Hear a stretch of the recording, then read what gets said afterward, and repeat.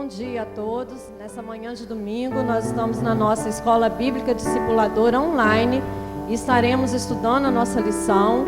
Mas antes eu convido a todos a estarmos adorando ao Senhor com o hino Mais de Cristo 169 do cantor cristão.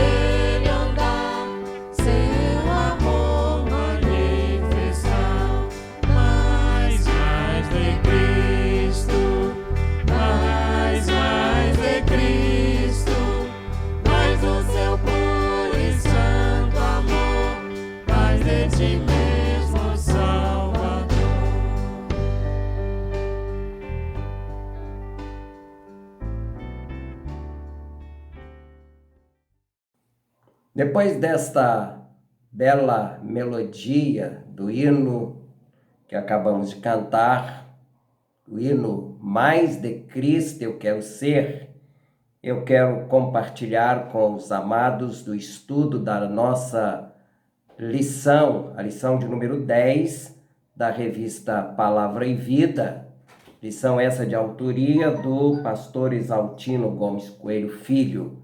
E nesse estudo, nós vamos ver a questão da resistência de Paulo às heresias que estavam se infiltrando nas igrejas. O texto básico do nosso estudo é 1 Coríntios, capítulo de número 2, os versículos de número 6 a 16. O texto é longo, mas eu quero destacar aqui dos versículos de número 10 a 13 e te recomendo ler todo o texto em sua Bíblia. Diz-nos assim a palavra de Deus: mas Deus o revelou a nós por meio do Espírito Santo. O Espírito sonda as coisas, até mesmo as coisas mais profundas de Deus, porque quem conhece os pensamentos do homem, a não ser o espírito do homem que nele está? Da mesma forma, ninguém conhece os pensamentos de Deus, a não ser o Espírito de Deus. Nós, porém, não recebemos o Espírito do mundo, mas o Espírito de Deus, para que entendamos as coisas que Deus nos tem dado gratuitamente. Delas também falamos, não com palavras ensinadas pela sabedoria humana, mas com palavras ensinadas pelo Espírito, interpretando verdades espirituais para os que são espirituais. A resistência às heresias. Um dos méritos de Paulo foi o de tirar o cristianismo do casulo do judaísmo e torná-lo uma fé universal. O evangelho, ele é o vinho novo que não cabe em odres velhos, conforme afirma o Senhor Jesus em Mateus capítulo de número 9, versículo 17. O apóstolo Paulo, ele foi escolhido por Deus para esta missão. Em Atos 9, versículos de número 15 e 16, quando Deus fala a Ananias e cita Paulo como alguém que foi escolhido por Deus para levar o evangelho aos gentios e aos seus reis. E nós vemos então que Paulo ele lutou fortemente com os que queriam judaizar o evangelho. Atos capítulo 15, dos versículos de número 1 até o versículo de número 3, nós vamos ver aí exatamente quando estava em foco a questão da circuncisão dos gentios conversos e a obediência à lei de Moisés. Paulo, portanto, ele entendeu que o evangelho ele era algo novo, que continuava a revelação dada aos pais, mas descontinuava o judaísmo. Paulo, ele é um misto de evangelista, missionário, teólogo e apologista.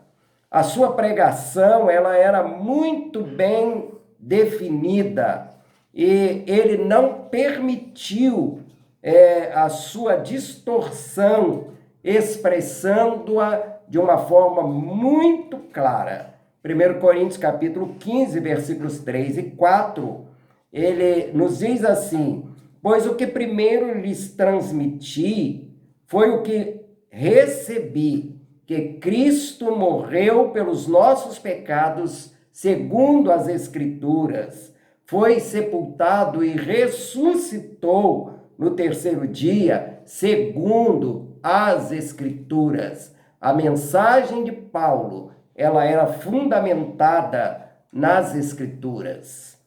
Hoje, nós veremos este apologista Paulo. A nossa época, ela é de uma condescendência, ou seja, o politicamente correto impõe concessões que desbotam o evangelho do Senhor Jesus. É difícil hoje podermos afirmar convicções.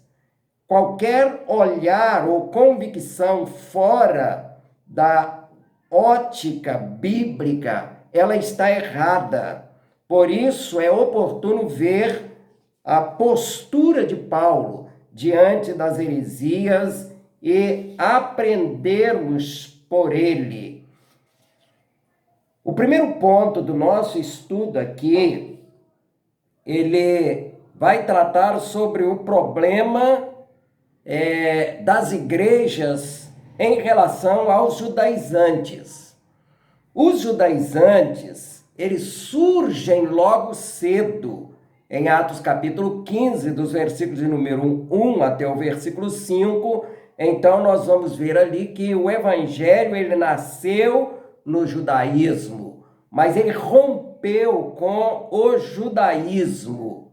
Nós vamos encontrar, por exemplo, a questão do concílio ali de Jerusalém para tratar das questões, de que os judaizantes estavam querendo impor a circuncisão aos novos convertidos vindo do meio gentílico. Os judaizantes, eles queriam tornar o evangelho uma seita judaica. E eles buscavam, então, introduzir leis e tradições mosaicas nas igrejas, pregando que era necessário também aos cristãos eles adotarem costumes judaicos como o da circuncisão e o da observância das festas religiosas para serem salvos. Eles insistiram com esta doutrina judaizante e, por causa da defesa de Paulo, eles perseguiram Paulo por toda a sua vida. Fizeram um estrago doutrinário nas igrejas da Galácia, conforme nós podemos ver, na carta que Paulo escreve aos Gálatas para orientá-los, ao ponto de dizer, olha, se alguém vier pregar um outro evangelho, vocês o tenham como anátema. Paulo, ele entendeu que a justificação pela lei, ela anularia o evangelho. A justificação, ela é pela fé em Cristo e não pela lei. Nós já estudamos isso em lições passadas, né, quando falava sobre a salvação pela graça. Alguns hoje, eles tentam rejudaizar o evangelho. Nós podemos ver, né, que há muitos símbolos do culto judaico que ainda são observados hoje em algumas religiões, como, por exemplo, o menorá, que é aquele castiçal de 7 braços, que a igreja que ainda estão usando eles hoje. Por exemplo, a estrela de Davi, a bandeira de Israel nos templos, e até a indumentária, né, judaica, como, por exemplo, o quipá, que é um pequeno chapéu que era utilizado no judaísmo, tanto como símbolo da religião, como também símbolo de temor a Deus. Hoje podemos ver que há cristãos mais empolgados por Israel do que pela própria igreja. E isso, meus queridos, é muito perigoso. Pode levar a esquecer-se que só há salvação em Cristo Jesus e que o verdadeiro povo de Deus é a igreja do Senhor. Eu quero deixar bem claro aqui que Deus, ele não tem 2 povos. O povo de Deus é quem crê em Jesus como Salvador e Senhor. Quem não crê em Jesus, este está perdido, mesmo sendo ele um judeu. Não podemos, queridos, varrer a cruz para debaixo do tapete. Ela é central à nossa fé. O único Cristo digno de fé é o Cristo que foi crucificado por nós, conforme nos diz 1 Coríntios, no capítulo 1, versículos 18, e ainda Gálatas, capítulo 6, o versículo de número 14. Nós estudamos em lições passadas que o nosso monte é o Calvário e não o Sinai ou Sião. Nós somos filhos da cruz e não da lei. Vimos também que a salvação, ela não vem pela lei, mas pela graça por meio da fé em Jesus Cristo, conforme nos diz Efésios capítulo 2, os versículos de número 8, 9 e o versículo de número 10. Isso não pode ser esquecido. Há cristãos que, diz a palavra de Deus, são inimigos da cruz e o seu fim é a condenação. Paulo escrevendo aos Filipenses, no capítulo 3, o versículo de número 18, ele mostra que o fim deles é a condenação. O segundo ponto do nosso estudo, ele vai tratar das heresias do gnosticismo, que era um movimento esotérico que estava se infiltrando nas igrejas. O gnosticismo era um movimento esotérico que ensinava a salvação pela agnosis, ou seja, pelo conhecimento. E ele sobrevive hoje no racionalismo cristão e certas instituições secretas e ocultistas. Os textos gnósticos, eles são do 2º século de nossa era, mas eles já existiam na época do Novo Testamento. As cartas que o apóstolo João ele escreveu, elas tratam exatamente sobre essa questão, né? E de uma forma mais detalhada sobre o conflito entre os cristãos e as doutrinas gnósticas. Entre muitas das suas doutrinas heréticas, nós podemos ver que eles negavam a encarnação de Cristo, a sua morte na cruz, a sua ressurreição, bem como a nossa ressurreição. E eles ensinavam que a salvação, ela vem por um conhecimento secreto. Para os gnósticos, Cristo, ele era apenas uma aparência. Ele não podia ter um corpo físico como ele teve. Opondo-se a isto, então Paulo afirma que o verdadeiro mistério, né, e o verdadeiro conhecimento, eles estão em Cristo. 1 Coríntios capítulo 2, dos versículos de número 6 a 16, você pode ler na sua Bíblia e você terá um esclarecimento maior sobre essa questão. Ao falar da ressurreição, ele afirma que Cristo ressuscitou e nós também ressuscitaremos. Essa era a mensagem clara e objetiva que Paulo ensinou naquele tempo. Alguns gnósticos, eles eram docéticos, né? Essa palavra docéticos aqui, do verbo doquem, que é parecer, porque diziam que Jesus não era carne, Jesus era apenas uma aparência, como eu já afirmei aqui. Qual era o pensamento do gnosticismo? A matéria, ela é má. Então Jesus não podia ter um corpo material. O que ele tinha era apenas uma aparência de corpo. Para João, esta é uma afirmação do anticristo.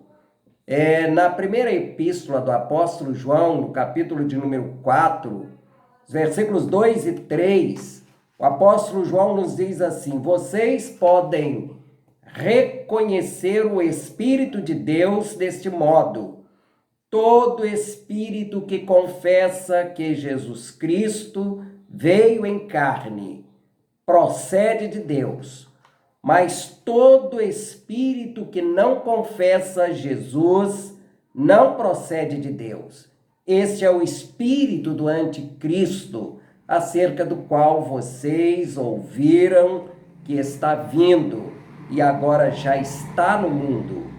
Paulo, na sua primeira epístola a Timóteo, no capítulo 3,16, Paulo ele nos diz que o Senhor Jesus, ele veio em carne. E para os gnósticos, Cristo, ele não veio em carne e tampouco morreu na cruz. A mensagem da cruz, ela é central no ensino de Paulo. Ele vê a sabedoria gnóstica como falsa e não se importava com a sabedoria humana. Obviamente, ele não falava aqui do preparo intelectual, pois o próprio Paulo, ele tinha uma grande capacidade cultural, mas ele falava aqui da gnosis, o esoterismo gnóstico. Ao defender a sua autoridade apostólica, Paulo criticou a sabedoria que vinha dos sofismas, né? Um argumento que parece válido, mas de fato não é verdadeiro. Os gnósticos, eles louvavam-se a si mesmos por sua sabedoria, e Paulo então os ironiza. Eles são insensatos. O apóstolo Paulo ele é duro contra os gnósticos, ao dizer que a simplicidade do evangelho estava sendo trocada pelo palavrório oco do esoterismo. Aqui fica então, irmãos, uma lição para nós, que só há um Cristo, e este crucificado, ressurreto, e que está assentado à direita do Pai. O esoterismo, ele é um discurso vazio, ele não leva a nada a não ser a perdição. Terceiro ponto da nossa lição aqui, ele fala sobre a grande intervenção de Deus na história. A palavra de Deus nos diz em Gálatas capítulo 4, versículo 4, que na plenitude dos tempos, Deus enviou o seu Filho.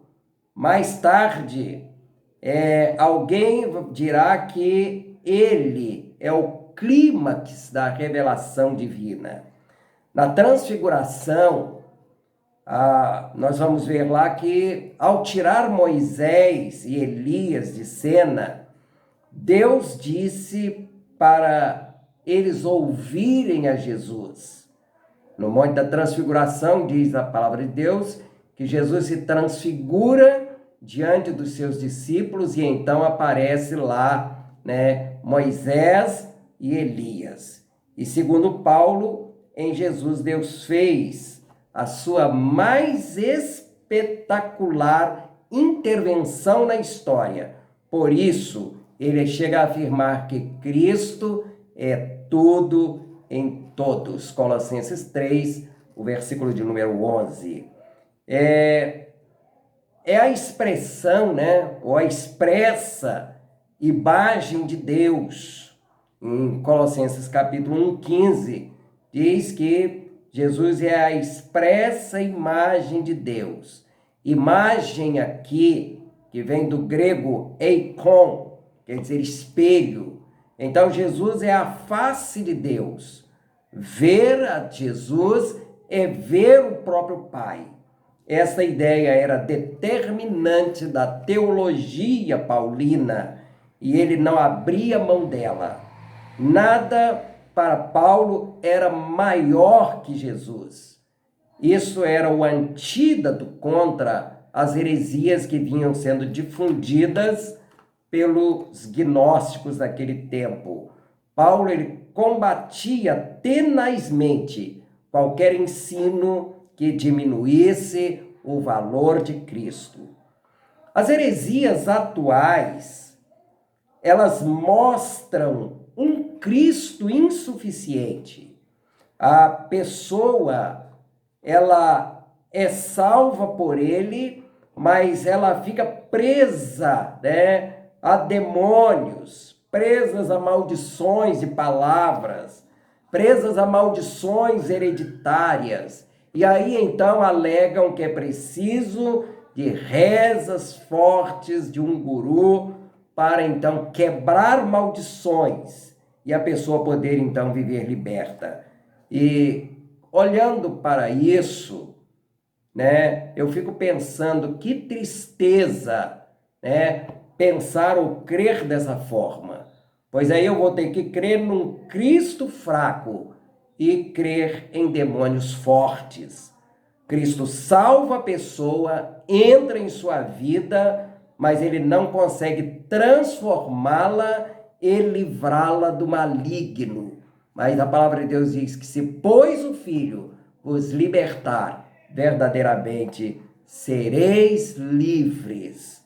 Em 2 Coríntios 5,17, diz que, mas se alguém está em Cristo, nova criatura é. As coisas velhas se passaram, eis que tudo se fez novo. Portanto, aquele que aceita Jesus, ele é nova criatura.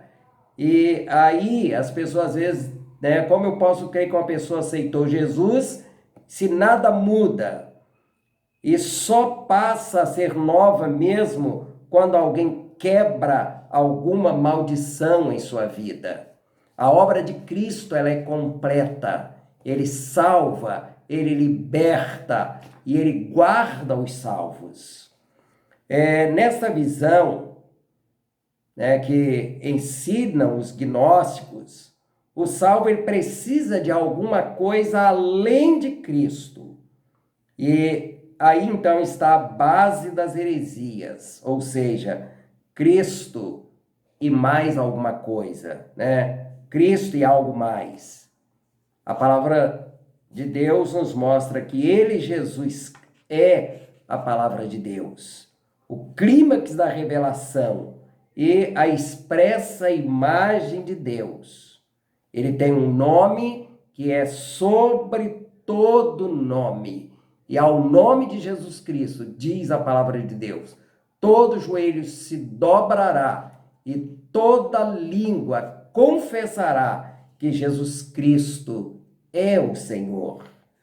Mas os hereges, eles insistem, Cristo e os dons, Cristo e outra revelação. Nós vemos, por exemplo, aí, né, no Adventismo, por exemplo, né, Ellen White, por exemplo, nos dos Mormons, o livro de Mormons, nós vemos os escritos neopentecostais e até mesmo as bulas papais. E poderia citar aqui outras coisas mais. Mas nós precisamos, queridos irmãos, recuperar a centralidade da pessoa de Jesus Cristo na vida da igreja. A igreja é dele. Ele a comprou para si. Ele pagou um preço, né? Pastores e líderes, eles não são os donos da igreja. Eles apenas tomam conta dela para o Senhor. Precisamos, portanto, pregar e ensinar sobre Jesus. Sua figura, ela está desbotada em muitos cânticos que falam dos sentimentos do adorador, mas não do adorado. Cultos em que Cristo não seja o centro, cântico em que Cristo não seja glorificado, pregação em que Cristo não seja anunciado, é tudo problemático. Deve ser repensado pelo povo de Deus hoje. E concluindo, nós temos aqui, então, o tópico para pensar e agir. E o primeiro, eu quero deixar aqui que o antídoto às heresias é uma cristologia forte. Se a pessoa e a obra de Jesus são bem enfatizados, a igreja, ela está vacinada. Se perder Jesus de vista, a igreja corre riscos. Por isso, fazemos 3 observações. Primeiro, recuperemos o valor da cruz na fé cristã. Sim, na cruz, sempre me glorio, é o hino do cantor cristão que nós entoamos tantas vezes. Portanto, amarremos nossas igrejas à cruz do Senhor Jesus Cristo. A igreja é um evento cristológico. O seu carro-chefe não é o louvor, nem o pregador, nem a sua eclesiologia, mas Cristo é a razão de ser da igreja. Por último, nada além do Novo Testamento. Cristo é o clímax da revelação. E no dizer de Lutero, o cânon dentro do cânon, ou seja, ele é a chave para se entender as Escrituras. Sem ele não há salvação e nem entendimento. Que Deus possa, assim, abençoar e aplicar esta palavra ao seu coração. Amém. Ouçamos uma música com a irmã Ana Letícia. E que Deus te abençoe.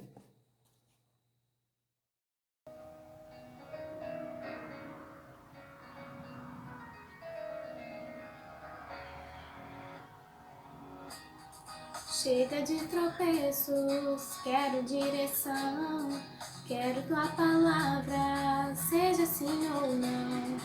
Não para o mundo, e sim para o teu reino. Quero a atitude que define um cristão. Abre os meus ouvidos, quero tua direção. Toma minha mente, guia o meu coração. Nele há caminhos que parecem ser direitos, mas os pensamentos são mais altos e perfeitos. Seja, Senhor, o centro do meu viver. O foco não quero perder.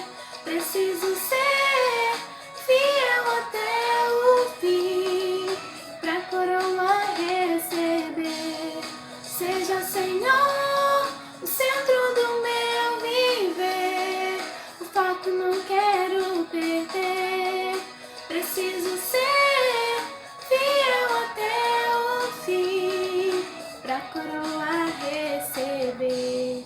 Chega de tropeços, quero direção. Quero tua palavra, seja sim ou não. Não para o mundo, e sim para o teu reino. Quero a atitude que define um cristão. Abre os meus ouvidos, quero tua direção. Toma minha mente, guia o meu coração. Nele há caminhos que parecem ser direitos, mas teus pensamentos são mais altos e perfeitos. Seja, Senhor, o centro do meu viver. O foco não quero perder. Preciso ser fiel até o fim, pra coroa receber. O centro do meu viver. O foco não quero perder. Preciso ser fiel até o fim, pra coroa receber. Avenidas do mal tentam me distrair. Centralizo, Senhor, meus olhos em ti.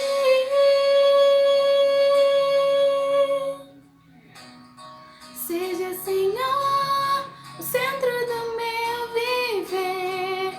O foco não quero perder. Preciso ser fiel até o fim, pra coroa receber.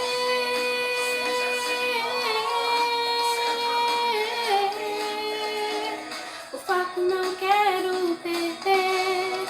Preciso ser fiel até o fim, pra coroa receber. Seja, Senhor, o centro do meu viver. O foco não quero perder.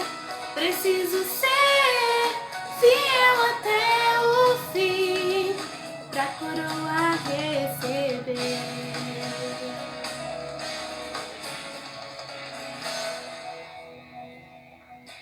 Amém, irmãos, não desliguem, que ainda não acabou e tem uma pequena surpresinha para vocês. Um ótimo dia!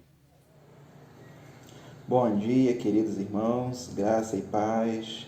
Nós estamos chegando ao término de mais uma escola bíblica discipuladora, mas nós queremos te convidar a ficar conosco apenas mais alguns minutinhos, pois hoje é um dia muito significativo para nós batistas.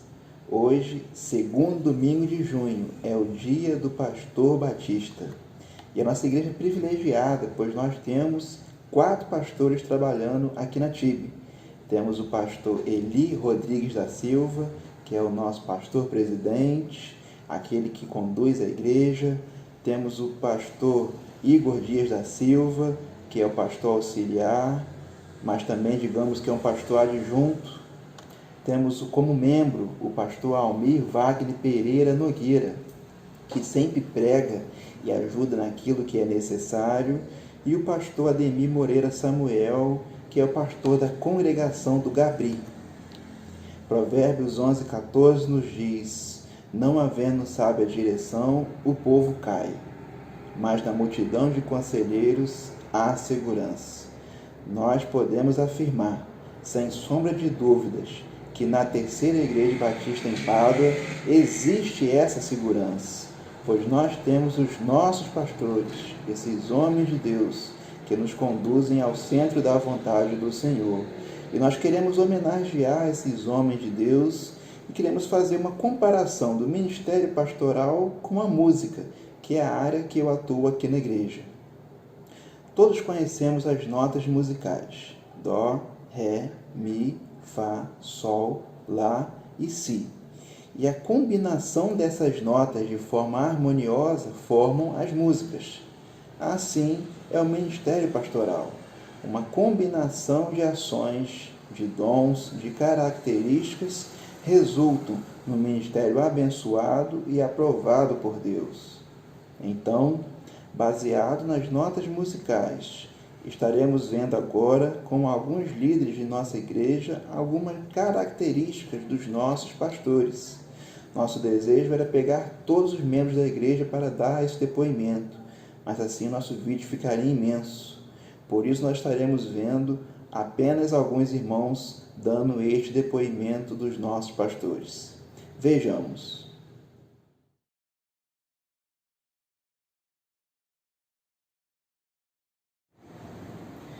Doador. Essa é uma das características dos nossos pastores aqui da Terceira Igreja, onde ele doa o seu tempo para estar ao lado das ovelhas, às vezes em momentos até constrangedor, mas mesmo assim ele está ali presente, ele está sempre acompanhando e com todo carinho, com todo amor.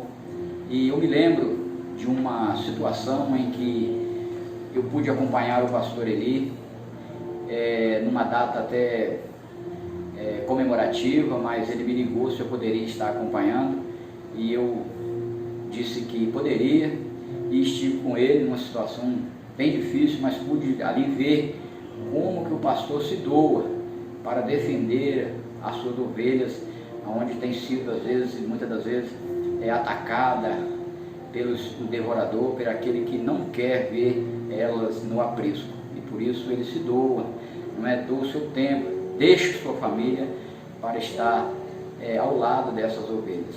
E eu quero aproveitar nessa oportunidade, mandar aqui o meu abraço aos pastores da Terceira Igreja e pedir sempre nas nossas orações, esteja orando por eles, que Deus continue abençoando, dando-lhes saúde e concedendo sempre graça em nome de Jesus. Amém. Tudo bem? A paz do Senhor Jesus.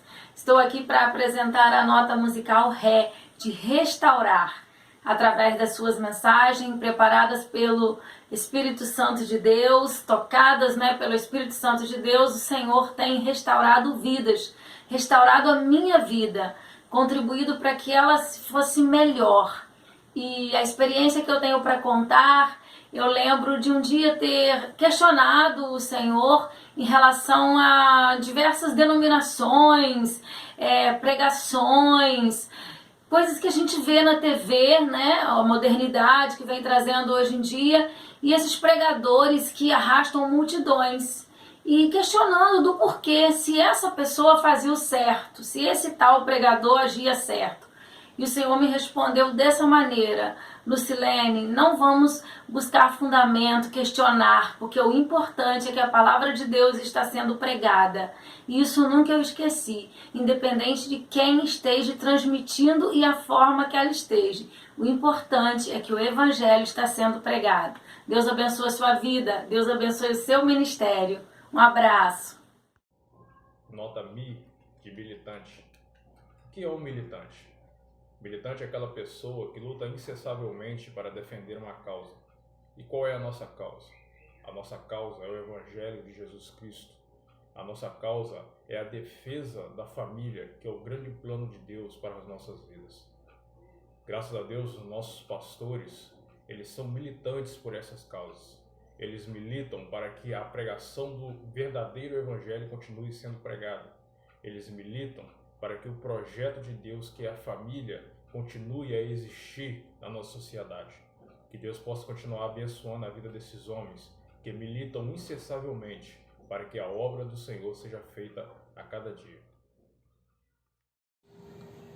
Então, gente, a minha nota é a Fá. Fá de falante. Então, o que falar do nosso pastor Eli? Um pastor que realmente tem esse dom. Ele gosta de falar bastante, gosta de bater uma prosa bem gostosa, mas nas prosas dele tem muito a ensinar pra gente também. E eu louvo a Deus por isso, tá? Eu louvo a Deus pelo dom que ele tem e pela maneira que ele conduz o nosso rebanho. E parabenizo todos os pastores da nossa igreja, tá? E que o pastor ele continue assim, para sempre, falante. A nota musical Sol forma a palavra solidário. Essa palavra combina muito bem com os nossos pastores. Sempre que precisamos, eles estão prontos a nos ajudar, não medindo esforços. Lembro dos momentos difíceis que passamos e eles sempre ao nosso lado, nos orientando, nos confortando e até mesmo indicando o caminho. Eu sou muito grato a eles. Que Deus continue abençoando os nossos pastores e conservando neles essa solidariedade. Feliz Dia do Pastor. Parabéns, Pastor Eli, Pastor Igor e Pastor Almir. Laboroso significa devotado ao trabalho incansável.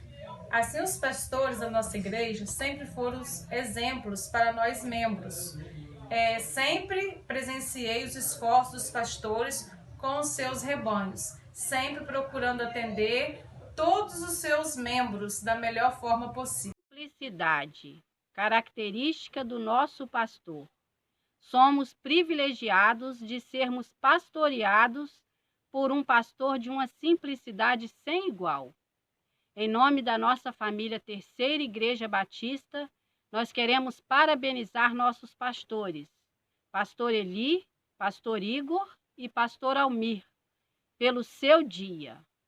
Que Deus abençoe cada um de vocês com sabedoria para exercer essa função que lhes foi confiada, de conduzir o seu rebanho. Parabéns, nossos pastores, Pastor Eli, Pastor Igor e Pastor Almir. Feliz Dia do Pastor. Acabamos de ver alguns líderes da nossa igreja dando seu depoimento sobre o ministério pastoral. E aqui a gente encerra a nossa homenagem, desejando aos pastores da nossa igreja e a todos os pastores batistas um feliz Dia do Pastor. Por enquanto, seguimos aqui com o templo vazio, os bancos vazios, do desejo imenso de voltar a congregar com os irmãos, mas sabemos que isso vai passar. Então vamos aguentar firme, já está passando e o nosso Deus está conosco. Um abraço, um bom dia para todos, fiquem com Deus e até o próximo domingo.